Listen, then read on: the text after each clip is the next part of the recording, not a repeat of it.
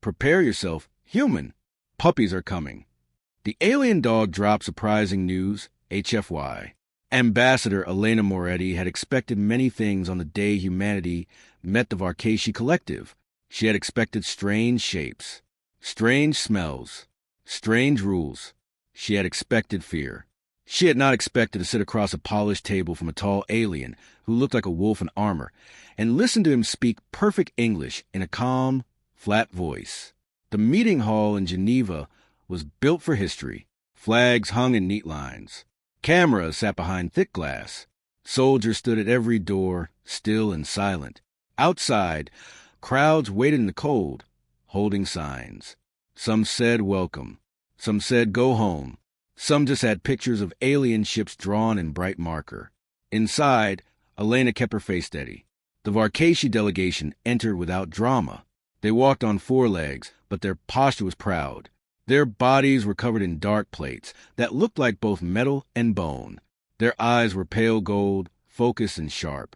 The leader stopped exactly 3 steps from the table and bowed his head once, like a soldier. "I am Commander Rathkel," he said, "prime emissary of the Varkashi Collective." His voice came through a small device worn at his throat. The translator was smooth, with no robotic stutter. It sounded like a man speaking softly, even though the alien mouth did not match the words. Elena rose. "I'm Ambassador Elena Moretti. On behalf of Earth, welcome." Rathkel studied her for a long moment. His ears moved slightly, like he was listening to something far away. Then he sat, not in a chair, because the Varkashi did not use chairs. He folded his legs beneath him in a controlled, careful way. Elena sat too. Her team sat beside her. Scientists, diplomats, a security advisor, and a linguist with shaking hands. A screen behind Elena showed live images of the alien ships in orbit. They were huge and silent, like dark whales in the sky. The first minutes went well. They exchanged greetings. They exchanged symbols of peace. Elena offered a small silver disc with Earth's languages etched around the edge. Rathkel accepted it and passed it to a smaller Varkashi at his side, who placed it in a container like it was sacred. Then Rathkel offered a bundle of woven fiber wrapped around a polished black stone. "This is a pact knot," he said. "A vow that words will not be used as weapons here." Elena nodded. "We accept." Her security advisor leaned close and whispered, "So far, so good." Elena did not answer. She watched Rathkel closely. He did not act like a creature seeing new worlds. He acted like someone who had seen too many worlds. His stillness felt practiced. As talks continued, Elena asked a question every human wanted answered. "Why did you come?" she said. "Why us?" Rathkel's eyes narrowed slightly. "Because you reached out," he said. "Your signals reach beyond your cradle. You announce yourselves to a listening dark." Elena swallowed. Humanity had done that for decades. Radios, probes, a loud, hopeful voice in a quiet universe. And now, Elena said carefully, "You answer." "Yes," Rathkel said. He paused and added, "Also, you've been observed." The word observed made the room colder. Elena kept her tone calm. "For how long?" Rathkel tilted his head. "Just a little. Long enough." Elena forced a smile. "That's not exactly comforting." "It is not meant to be comforting," Rathkel replied. The translators carried his words smoothly. Still, Elena felt the weight behind them. The Varkashi talked about trade, about safe travel routes, about the dangers that live between stars. They described space like an ocean full of storms. Elena listened and took notes, but her mind kept returning to the same feeling. The Varkashi were not impressed. They were measuring. Then it happened. In the middle of a discussion about shared science, Rathkel froze. It was so sudden that Elena stopped talking mid-sentence. His ears lifted. His head turned slightly to the side, as if he heard a sound no one else could hear. The other Varkashi also went still, like a pack sensing danger. Elena's security advisor reached under the table, toward the emergency signal button. Elena touched his wrist, stopping him. "Commander?" Elena asked, "Is something wrong?" Rathkel stared into nothing for 2 long seconds. Then he looked directly at Elena. His voice stayed controlled, but something in his eyes changed. It was not fear exactly. It was tension, like steel pulled too tight. "Prepare yourself, human," Rathkel said. Elena blinked. "For what?" Rathkel spoke the next words like they were a formal warning. "Puppies are coming." For a moment, the hall was silent. Then someone on the human side made a sound that might have been a laugh. It came from the linguist, who had been nervous for hours. It slipped out of him like air from a balloon. Elena's own mouth twitched before she caught herself. Puppies? It sounded absurd, like a joke, like a translator error. But Rathkel did not smile. None of the Varkashi smiled. Elena looked at the translator device on Rathkel's throat, then at her own team. "Did he say puppies?" she asked softly. The linguist swallowed hard. "Yes," he whispered. "That is the exact word." Elena turned back to Rathkel. "Commander Rathkel, I'm sorry. Could you explain what you mean?" Rathkel's jaw tightened. "Young ones," he said. "Juveniles. First-run blood." He leaned forward slightly, and the armor plates along his shoulders shifted with a faint clicking sound. "They are being delivered," he said, "to your system." Elena's smile vanished completely. "To our system," she repeated. "You mean to Earth?" Rathkel did not answer right away. His eyes flicked up toward the screen behind Elena, where the orbital feed still showed the Varkashi ships hanging in place. Then the main screen changed. A warning signal appeared in red. A new object had entered long-range detection. Not one object. Many. The room filled with quiet beeps and murmurs as technicians in the glass booth spoke rapidly into headsets. Elena turned in her seat and looked up. The display zoomed in. A cluster of shapes moved through deep space toward the sun. They were not like ships.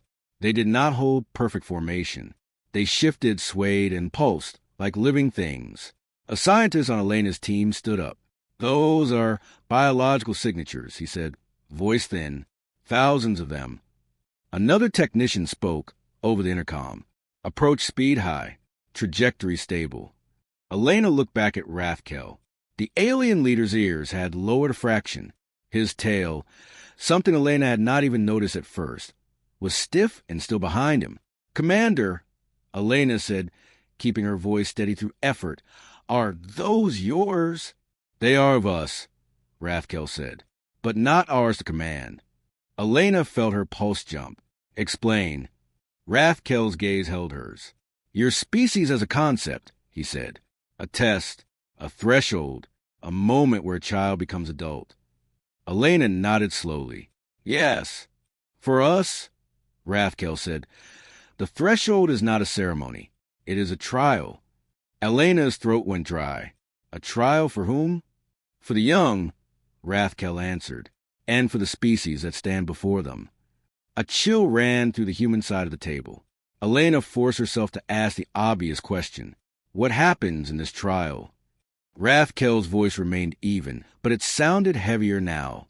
"The juveniles are released," he said. "They must learn. They must hunt. They must adapt. They must decide where they belong." Elena's hands tightened on the edge of the table. "And why are they coming here?" Rathkel's eyes narrowed. "Because your kind has been noticed." "Noticed for what?" Elena asked. Rathkel paused. Then he said, "For surviving." Elena tried to speak, but her mouth did not form words fast enough. The scientist beside her whispered, "This sounds like an invasion." Elena ignored him and kept her eyes on Rathkel. "Commander," she said, "we welcomed you in peace. If you are bringing creatures that could harm our world." "We did not choose this," Rathkel interrupted. It was the first time his voice showed clear emotion. Not anger, not hatred, frustration, like someone chained to a law they despised. Behind him, one of the smaller Varkashi shifted and made a low sound, like a warning growl. Rathkel took a breath. "The carriers were launched long ago," he said, "before your cities reached this size. Before your oceans warmed the way they now do. The right moves on its own." Elena's heart pounded. "Then stop it." Rathkel's eyes went cold again. "If we could stop it, human, we would." That answer hit Elena harder than any threat, because it meant the Varkashi, these powerful, advanced aliens, were afraid of what was coming too. Elena stood slowly, as if moving too fast might break something. "Tell me what these puppies are," she said. "Tell me what we are facing." Rathkel rose as well, taller than any human in the room, his armor catching the light.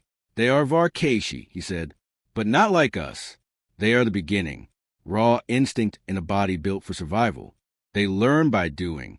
They grow by defeating what challenges them." Elena's voice dropped.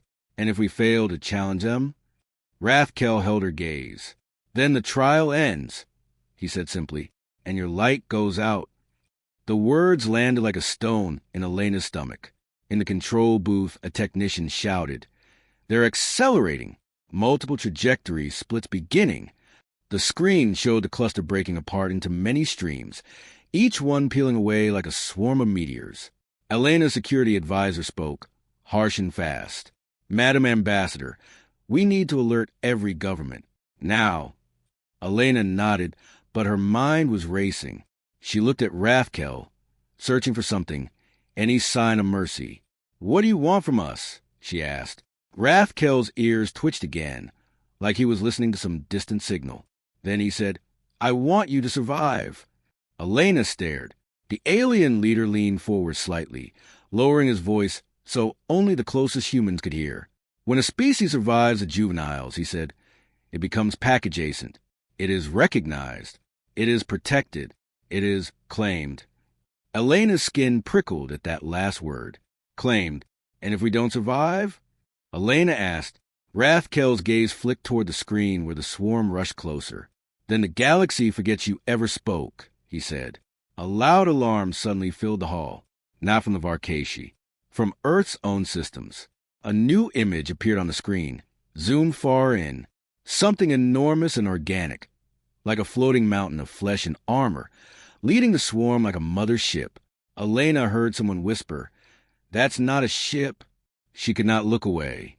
Rathkel straightened, his posture hard as stone. "Prepare yourself," he repeated.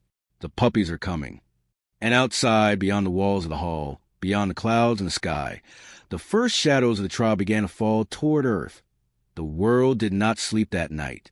Within minutes of the Geneva summit ending, every major government on Earth received the same message. Unknown biological entities were entering the solar system at high speed. The word invasion was not used officially, but everyone thought it. Ambassador Elena Moretti remained inside the secured command room beneath the meeting hall. Large screens covered the walls. Military leaders joined through video links. Scientists filled the back rows with laptops and pale faces. At the center of it all stood Commander Rathkel and two members of his delegation. He had not returned to his ship. He stayed. That fact alone made several generals uneasy. On the main screen, the swarm had split into dozens of separate clusters.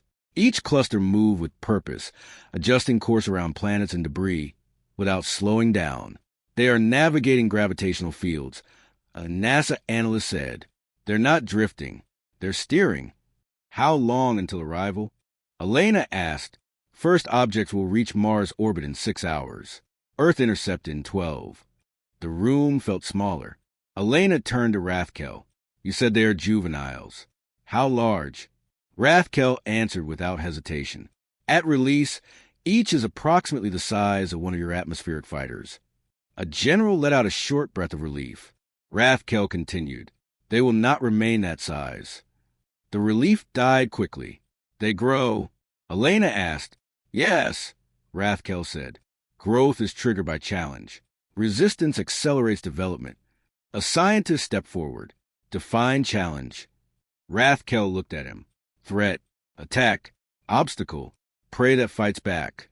The word prey made several people shift uncomfortably. "So, if we fight them," the scientist said carefully, "they grow stronger?" "Yes." "And if we do nothing?" the general asked. Rathkel's golden eyes hardened. "They will test you regardless." Silence fell again. On another screen, footage appeared from a deep space telescope. One of the lead carriers came into clearer view. It was massive, not metal, not mechanical. Its surface looked like layered bone and dark muscle. It pulsed with internal light, like a heartbeat, Small shapes detached from its underside, falling away like seeds. Those are individual units, the analyst whispered. Elena stared at the screen. They're alive, she said softly. Yes, Rathkel confirmed. The first impact did not happen on Earth. It happened on Mars. A mining station on the red planet transmitted the footage live before contact was lost. A single juvenile tore through the thin atmosphere like a meteor, glowing with heat. It did not crash. It slowed itself using bursts of energy from vents along its sides. It landed upright. Dust exploded outward in a wide circle. The miners inside the station watched from reinforced glass as the creature rose from the crater. It was larger than expected, already bigger than a fighter jet. It stood on 4 legs, but its shape was lean and powerful. Armor plates ran along its spine. Its head was long, almost wolf-like, but with glowing lines across its face. It sniffed the air. Then it looked directly at the station. Inside the Geneva command room, everyone leaned forward. Order them to evacuate, a general said. They're sealing the habitat, someone replied. On Mars, alarms rang. The juvenile took a step forward. Its claws sank into rock like it was soft soil. Then something strange happened. It stopped. It tilted its head slightly to the side, like a curious animal. The miners held their breath. The creature approached the station slowly. It circled the structure once. Its nose came close to the glass. One miner whispered, "It's looking at us." Suddenly, a defensive turret activated on the roof. Automatic systems had detected the threat. A railgun fired. The shot struck the juvenile in the side. The impact cracked one of its armor plates and knocked it back several meters. In Geneva, the room exploded with noise. It worked! But the celebration lasted only seconds. On Mars, the juvenile stood again.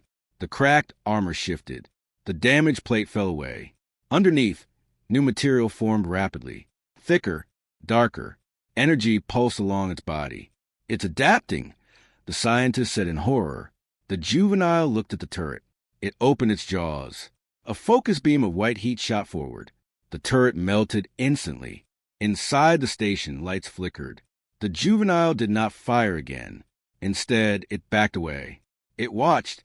Then it turned and ran across the Martian surface, vanishing beyond the horizon in seconds. The station remained standing. Elena stared at Rathkel. It didn't finish them, she said. Rathkel nodded once. It learned. On Earth, the first juvenile entered the atmosphere over Pacific Ocean. Satellites tracked it as it descended in a controlled fall. Navies moved quickly. Warships positioned themselves below the projected landing zone. Fighter jets screamed across the sky. The juvenile hit the ocean with a shock wave that sent water rising like a wall. Moments later, something massive moved beneath the surface. It's swimming, a naval commander reported. The creature moved faster underwater than any submarine. It circled ships at a distance, studying them. Then one destroyer launched a missile. The explosion lit up the sea. For several seconds, nothing moved. Then a dark shape rose from the water, larger. The juvenile leaped onto the deck of the destroyer. Metal bent under its weight. Sailors fired rifles and heavy weapons. Bullets sparked against armor. The creature roared. The sound was not just noise. It vibrated through hulls and bones. It swiped once, tearing a radar tower free. But it did not slaughter the crew. It knocked weapons aside. It crushed machinery.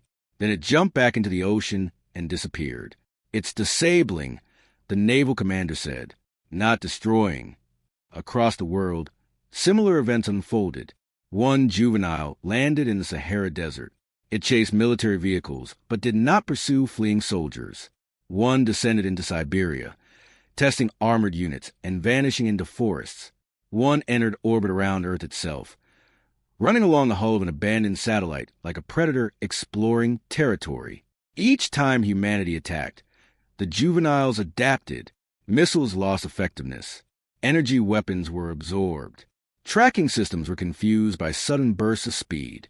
But in no recorded case did a juvenile deliberately attack civilians. They targeted defenses. They targeted weapons. They targeted strength. Back in Geneva, exhaustion filled the room. Elena leaned against the table, eyes fixed on the screen. "They're not invading cities," she said quietly. Rathkel's ears moved slightly. "They are measuring." "Measuring what?" Your response. A video feed appeared from Alaska. A remote military base had prepared an ambush. Heavy artillery waited in silence. The juvenile approached slowly across snow. It looked smaller than the one in the ocean, but its movements were faster. The base commander hesitated before giving the fire order. "Hold," he said. "Hold." The juvenile stopped about 300 meters from the line of guns. It lowered its body slightly. Not in attack. In a crouch, like it wanted to play. The base commander stared at the image. "Is that—" The juvenile suddenly sprinted forward. Artillery opened fire. Shells exploded around it, throwing snow and ice into the air. The creature dodged with impossible speed. One shell hit its shoulder. Armor shattered.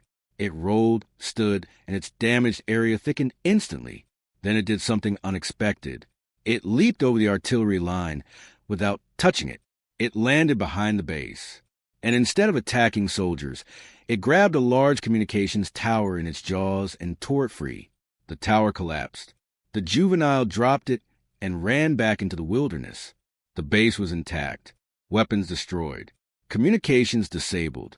No casualties. In the Geneva command room, a long silence followed.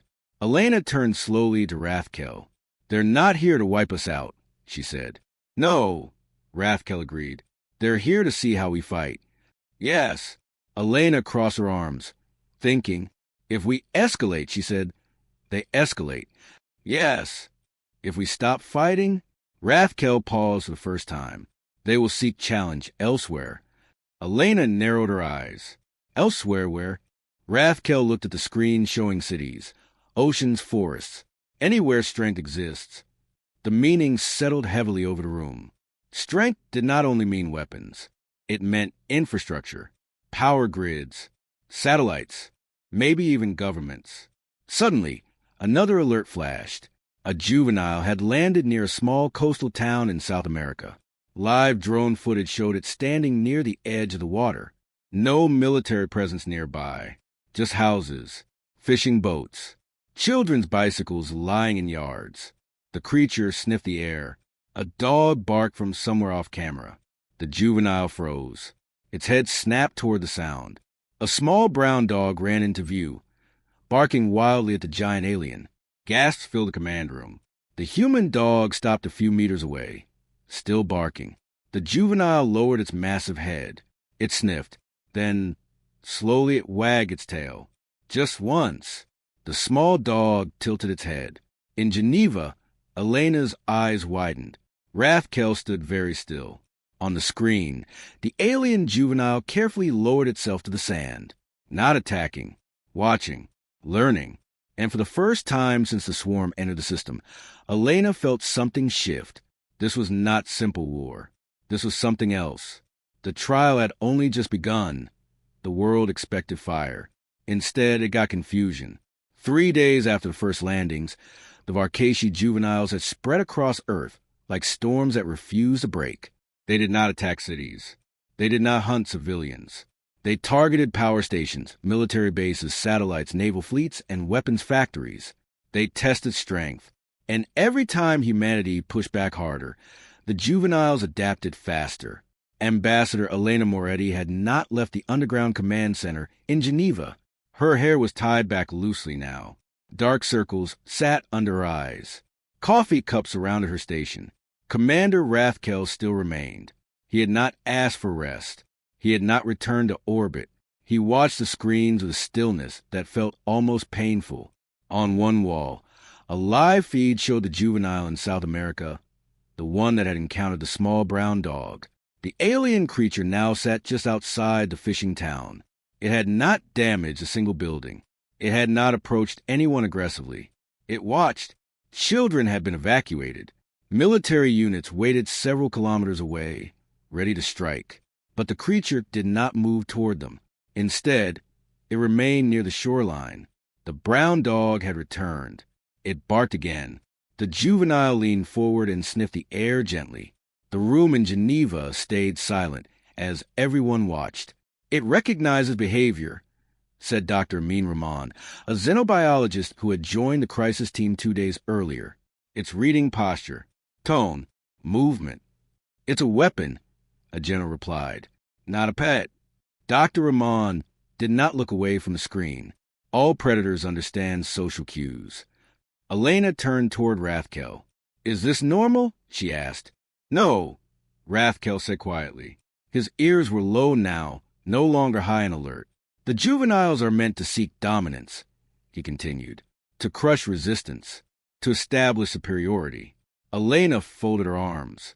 These are not crushing cities. No, Rathkel agreed. On another screen, footage showed the Pacific juvenile surfacing again. It had grown larger, nearly twice its original size. It swam beside a disabled warship. Instead of destroying it, the creature pushed the ship gently toward shore, preventing it from sinking. Sailors watched from lifeboats in disbelief. In Alaska, the juvenile that had destroyed communications now returned to the same base. Soldiers prepared for another assault, but the alien did not charge. It approached slowly and dropped something large onto the snow. It was the communications tower it had taken, bent, but reparable. Then it stepped back. The base commander stared at the screen feed. Is it returning it? The juvenile lowered its body into a crouch again. Not attack. Play. In Geneva, Dr. Rahman leaned forward. They're not trying to eliminate us, he said. They're provoking responses. Which is exactly what Commander said. The general replied. Dr. Rahman shook his head. No. Look carefully. They escalate only when attacked. They disable but avoid killing. That suggests evaluation, not extermination. Elena turned slowly to Rathkel. You said they are testing us. Yes. For strength. Yes. Elena stepped closer to him. What if we're answering the wrong question? Rathkel's golden eyes narrowed slightly. Elena gestured toward the screens. What if the test isn't about how hard we fight? She said. What if it's about something else? Silence followed. In South America, something changed. The brown dog ran closer than before. It barked sharply at the alien juvenile's face. Gasps filled the command room. The juvenile blinked. Then it lowered its head slowly until its nose nearly touched the sand. The human dog stopped barking. It sniffed.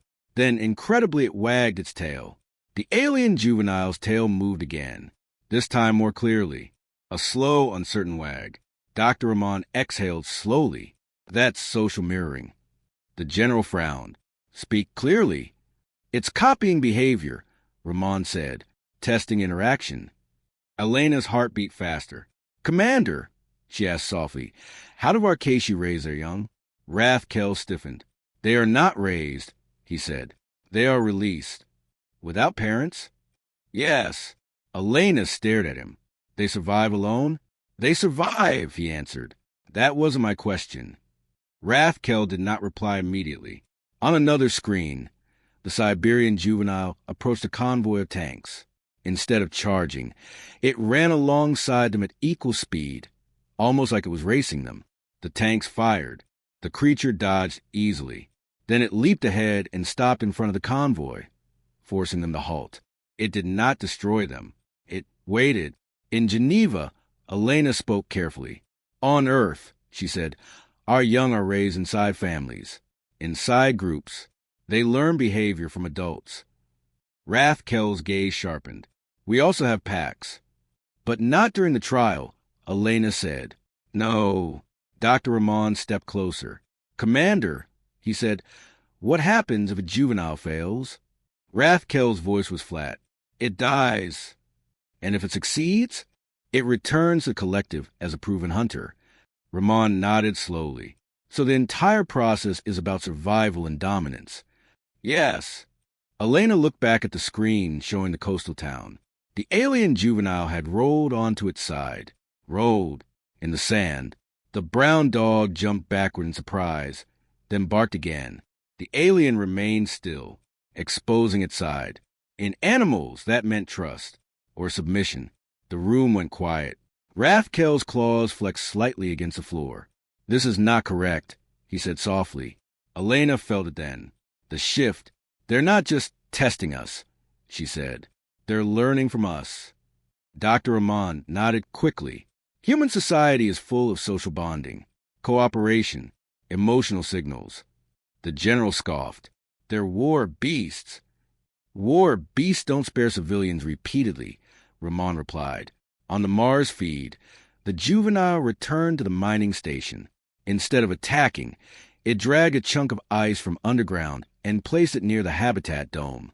Water, a resource the miners needed badly. The miners inside stared in shock. It's helping, one whispered.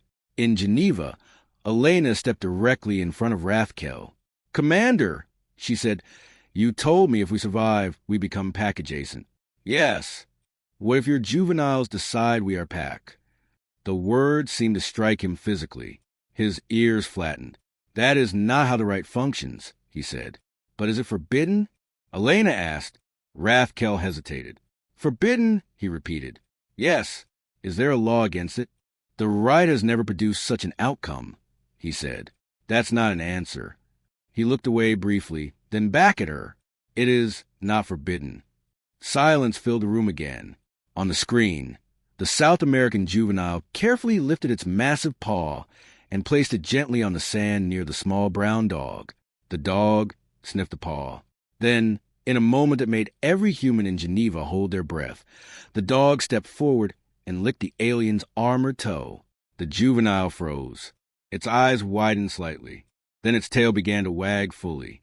Not slow, not uncertain. Clear and strong. Rathkel made a low sound in his throat. A sound that was not anger, not fear, something else. Recognition, he murmured. Dr. Amon turned sharply. What does that mean? Rathkel's eyes stayed on the screen. In our species, he said slowly, young recognize pack through repeated safe contact, through shared signals. Elena's pulse raced. And once they recognize pack, she asked, they defend it. At that exact moment, alarms rang again. Another juvenile had approached a major weapons facility in Europe. Missiles were already locked and ready. Hold fire. Elena shouted into the command channel. Do not engage unless attacked. The general stared at her. You can't be serious. Hold fire, she repeated firmly. On the screen, the European juvenile approached cautiously. Weapons tracked it, but no shots were fired. The creature stopped at the edge of the facility. It waited. Minutes passed. No one moved. Then, slowly, the juvenile sat down. It did nothing else. Just sat. In Alaska, the base commander gave the same order. Stand down. Do not fire. The Siberian tanks lowered their cannons. In the Pacific, ships powered down offensive systems. Across Earth, humanity made a single, quiet choice. Do not escalate. The juveniles responded. They stopped growing. They stopped charging. They began circling cities, not as attackers, but as guardians. In South America, the massive alien gently nudged the small brown dog with its nose. Carefully, playfully. In Geneva, Rathkel stood very still. This has never happened, he said. Elena looked at him. Maybe your test was flawed, she replied softly. Maybe strength isn't what you thought. Rathkel's golden eyes remained fixed on the screens where his species young now rested near human settlements. Far above Earth, in deep orbit, something ancient activated. An automated signal. The final phase of the trial. A cold mechanical voice echoed through Varkashi ships across the system. Evaluation incomplete. Final determination required. Rathkel's head snapped upward. His ears lifted sharply. Elena, he said, voice suddenly tense. The overseer is awake. What does that mean? She asked. His eyes locked onto hers. It means, he said quietly, if the juveniles choose you, we may be forced to fight them. And for the first time since the swarm arrived, fear entered his voice. Not fear for Earth, fear for his own kind. The sky above Earth filled with ships, not the living carriers this time. Warships. The Varkashi fleet that had waited silently beyond the moon now moved into formation. Long shapes of dark metal, and bone turned slowly toward the planet. Energy gathered along their sides in pale blue lines. In the command center in Geneva, every screen flashed red. Multiple weapons charging in lunar orbit, a technician reported. They are not aimed at Earth. Elena looked at Commander Rathkel. They are aimed at the juveniles, he said. His voice was calm again, but something heavy lived under it. The overseer has decided, he continued. The trial has reached its final stage. Across Earth, the juveniles reacted.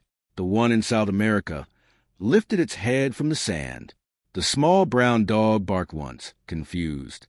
The alien's golden eyes shifted toward the sky. In Alaska, the juvenile near the base stood from its crouch and turned north. In the Pacific, the massive sea dweller rose from the water and looked upward. They all felt it, a command older than memory. Return, or be removed. Elena stepped closer to Rathkel. Explain the final stage, she said. If the juveniles have not proven dominance, he said, the fleet intervenes. They are retrieved, or destroyed. Destroyed? A general asked sharply. If they deviate from expected development, Rathkel answered. Yes. On the screen, one of the orbital juveniles, now grown large enough to rival a small mountain, moved between Earth and the Varkashi fleet. It positioned itself directly in the line of fire. That's not random, Dr. Ramon whispered. Another juvenile joined it.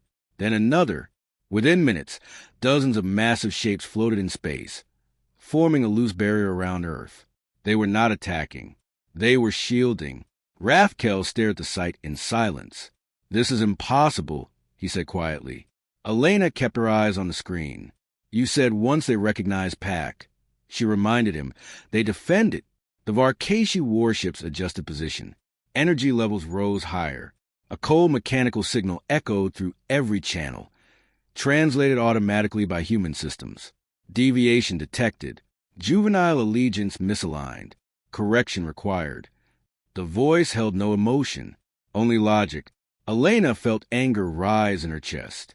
They're not weapons, she said. They're your children. They are our future hunters, Rathkel replied softly. Or they were meant to be. On the surface of Earth, the juveniles began moving closer to major population centers. Not threatening. Protective. In Europe, one lay across a power plant like a living wall. In Siberia, another stood beside a small village, watching the skies. In South America, the juvenile lowered its massive body around a fishing town, forming a curved shield. The small brown dog ran along its armored side, barking at nothing. In orbit, the first Varkashi ship fired. A beam of bright blue energy shot forward toward one of the shielding juveniles. The juvenile reacted instantly. It twisted, absorbing the blast against newly thickened armor. The impact lit space like a second sun. In Geneva, alarm screamed. They're firing, a technician shouted. Elena turned sharply to Rathkel. Call them off. He shook his head slowly. The overseer does not accept commands, he said. It enforces tradition. Then override it. I cannot. The fleet fired again. This time, 3 ships targeted a single juvenile. The creature roared, a sound that vibrated through every sensor. It did not retreat. Instead, it pushed forward, closer to Earth. More juveniles moved to reinforce the shield. They were not attacking their creators. They were protecting something else. Protecting humanity. Dr. Ramon spoke in a shaking voice. They made a choice. Elena felt something powerful settle inside her. Then we stand with them, she said. She turned to the generals. Deploy defensive satellites, not to attack the juveniles. Target incoming fleet fire only. The generals hesitated only a moment. Then orders spread across the globe. Human defense systems activated, but carefully. Missiles launched toward Varkashi beams, intercepting energy strikes before they reached the shielding juveniles. Earth was defending them. The sight made Rathkel's ears lower slowly. You would risk war with us, he said. For them? Elena met his gaze. They're protecting our people, she said simply. That makes them ours, too. In orbit, one of the largest juveniles surged forward. It slammed into a Varkashi warship, not tear it apart, but pushing it back with raw force. The ship's shields flared. The juvenile did not bite. It did not claw. It shoved, like a guard dog forcing an intruder away from its yard. The overseer's voice echoed again. Juvenile hostility confirmed. Termination authorized. More ships-powered weapons. Rathkel stepped forward suddenly. I will go to them, he said. Elena grabbed his arm instinctively. You'll be fired on. They will not fire on me, he said. Not yet. Within minutes, a small Varkashi shuttle launched from orbit and headed toward the center of the standoff. The shuttle positioned itself between the fleet and the juveniles. Rathkel's voice transmitted across all channels. Overseer, he said firmly. Halt engagement. Command denied, the cold voice replied. Juveniles compromised. They are not compromised, Rathkel argued. They have expanded PAC. Silence followed. That outcome is not recognized. Then recognize it, Rathkel said sharply. On Earth, millions watched live. The juveniles held formation. Human defense systems remained active but restrained. No one fired unless fired upon. The overseer processed. Numbers flowed across screens in Geneva. Calculations, probability models, risk assessments. One juvenile moved closer to Rathkel's shuttle. It pressed its armored forehead gently against the small craft, not attacking, greeting. Rathkel closed his eyes briefly inside the shuttle. Recognition confirmed, he said softly. It acknowledges me. It acknowledges them. The right to find strength through conquest, the overseer replied. Rathkel's voice grew louder. And what greater strength exists in restraint? The words echoed across every channel. On Earth, on Varkashi ships, in the silence of space. The overseer paused longer this time. Define restraint. Rathkel looked toward Earth, toward the blue planet surrounded by living guardians. They were given prey, he said. They chose PAC. Silence stretched. The fleet's weapons dimmed slightly. Energy levels dropped by a fraction. On Earth's surface, the juveniles did not move aggressively. They simply held position, defending, waiting. Finally, the overseer spoke again. Deviation significant. Outcome unprecedented. Evaluation revised. Elena held her breath. Trial status. Humanity survived. A wave of relief hit the command center. But the overseer was not finished. Juvenile development path altered. PAC expansion accepted. Rathkel exhaled slowly. The fleet powered down weapons completely. Warships shifted position, no longer in attack formation. On Earth, cheers erupted in cities across the globe. The juveniles relaxed. In South America, the massive alien lifted its protective curve slightly. The brown dog barked happily and ran in circles. In orbit, the largest juvenile drifted closer to Earth, settling into a stable defensive position. Rathkel's shuttle returned to the surface. When he stepped into the Geneva command center again, the tension had vanished. Elena faced him. So, she said quietly, what happens now? Rathkel studied a human screen showing cities, forests, oceans, and a species young resting peacefully among them. Now, he said, the collective must adjust. To what? Elena asked. He looked directly at her. To the fact that humanity did not defeat the trial, he said. You transformed it. Elena allowed herself a small smile. You came to test us, she said. Yes. And instead, Rathkel's tail moved once behind him. Instead, he said, you adopted our apocalypse. Weeks later, the juveniles remained. They no longer tested defenses. They patrolled space around Earth. They deflected asteroids. They chased away unknown signals that drifted too close.